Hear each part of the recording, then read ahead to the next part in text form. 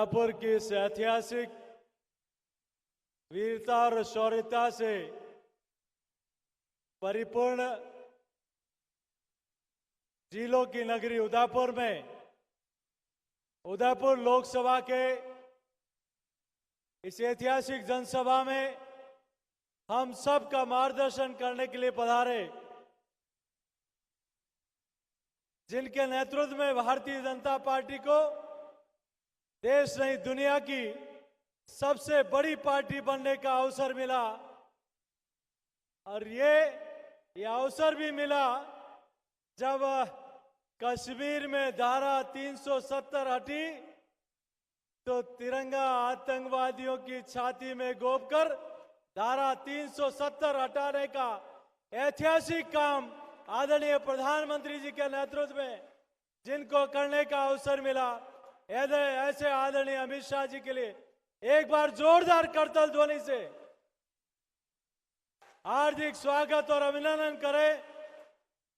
हमारे बीच में उपस्थित भारतीय जनता पार्टी के राष्ट्रीय उपाध्यक्ष और पूर्व मुख्यमंत्री आदरणीय वसुंधरा जी, राष्ट्रीय महासचिव और हमारे प्रभारी आदरणीय अरुण सिंह जी, हमारे नेता प्रतिपक्ष आदरणीय राजन सिंह जी राठौड़ साहब, हमारे केंद्रीय मंत्री माननीय गजेंद्र सिंह जी, हमारे सह प्रभारी आदरणीय विजया जी, यहाँ उपस्थित हमारे उपनेता आदरणीय पूनिया जी, हमारे यहाँ के सांसद माननीय अर्जुन मीणा जी, माननीय कनक कटारा जी, आदरणीय दिया जी, सभी यहाँ उपस्थित हमारे अरुण चतुर्वेदी जी, पार्टी के सभी विधायक पूर्व विधायकगण, पार्टी के अध्यक्ष जी और उदयपुर लोकसभा की सभी देवतुल्य जनता जनार्दन का मैं भारतीय जनता पार्टी के परिवार का एक कार्यकर्ता होने के नाते आप सब की ओर से आदरणीय अमित शाह जी का स्वागत और अभिनंदन करता हूं।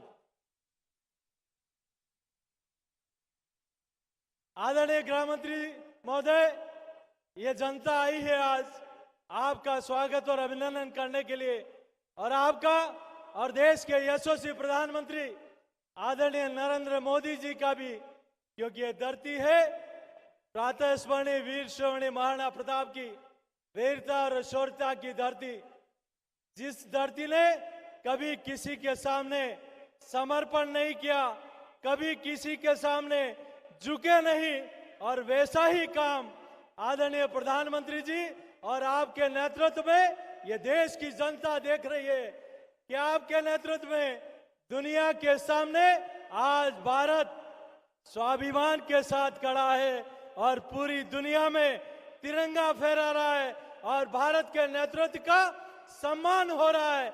इस उदयपुर की इस वीर धरा पर एक ऐसा वीरता का समागम है कि आप इस धरती पर हम सबको मार्गदर्शन करने के लिए आए हैं। हमें सौभाग्य भी है और अभिनंदन भी करते हैं कि जो काम 60 वर्षों में कोई नहीं कर पाया, वो आदरणीय प्रधानमंत्री जी के और आपके नेतृत्व में 9 सालों में यहाँ की जनता ने देखा है। हमने कभी सोचा नहीं था कि हर गरीब के घर में रहने का पक्का मकान मिलेगा। हमने कभी सोचा नहीं था कि हर घर में शौचालय होगा। हमने कभी सोचा नहीं था कि हर गांव में सामुदायिक शौचालय होगा। हमने कभी सोचा नहीं था कि हर गांव में सड़क बनेगी। हमने कभी सोचा नहीं था कि हर गांव में पीने का शुद्ध पानी पीने की योजना आएगी। हमने कभी सोचा नहीं था कि हर किसान के खाते में किसान सम्मान निधि मिलेगी। हमने कभी सोचा नहीं था कि हर व्यक्ति का बैंक में खाता मिलेगा। हमने कभी सोचा नहीं था कि संकट काल में हर गरीब को 5 किलो मुफ्त में अनाज मिलेगा। हमने कभी सोचा नहीं था कि यहाँ smart world class railway station बनेगा।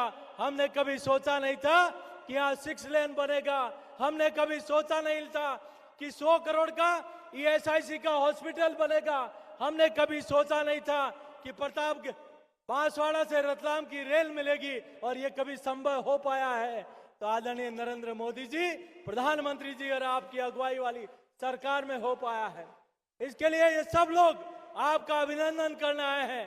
मैं इतना ही कहते हुए, क्योंकि ये जनता जनार्दन आपका उद्बोधन सुनने आए हैं, मैं तो अपनी ओर से यही कहूंगा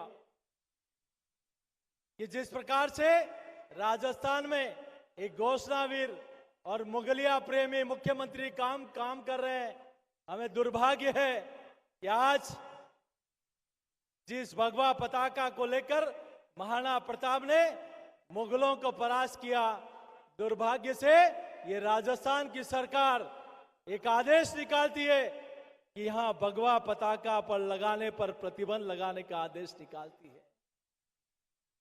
ये दुर्भाग्य है।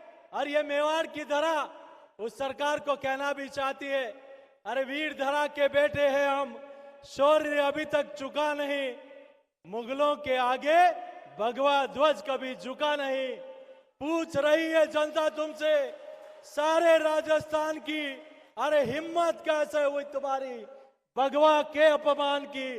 और जिस भगवा पताका को आपकी सरकार ने एनएस विक्रांत पर भी लगाने का काम किया, मैं आज इस मौके पर आदरणीय गृह मंत्री जी का अभिनंदन करते हुए इतना ही कहूंगा कि आज आप और हम सब लोग इस राजस्थान की नकारा और निकम्मी सरकार की, आदरणीय मुझे प्रभारी महोदय कह रहे थे क्या इसी महीने में जो सरकार महिलाओं की सुरक्षा नहीं कर सके, जो सरकार युवाओं के भविष्य की चिंता नहीं कर सके और जो सरकार किसानों के हितों की रक्षा नहीं कर सके, आज वो कन्हैयालाल साहू, आज वो कन्हैयालाल पारीक जो उसने रीट की परीक्षा के कारण आत्महत्या कर ली, आज वो किसान जिसने फसल खराबे का और कर्जा माफ नहीं होने के कारण आत्महत्या कर ली, वो न्याय मांग रहा है। और आदरणीय गृह मंत्री जी जहां जाते हैं वहां कमल खिलता है। और ये राजस्थान में भी आपकी अगुवाई में 2023 में फिर से कमल खिलेगा।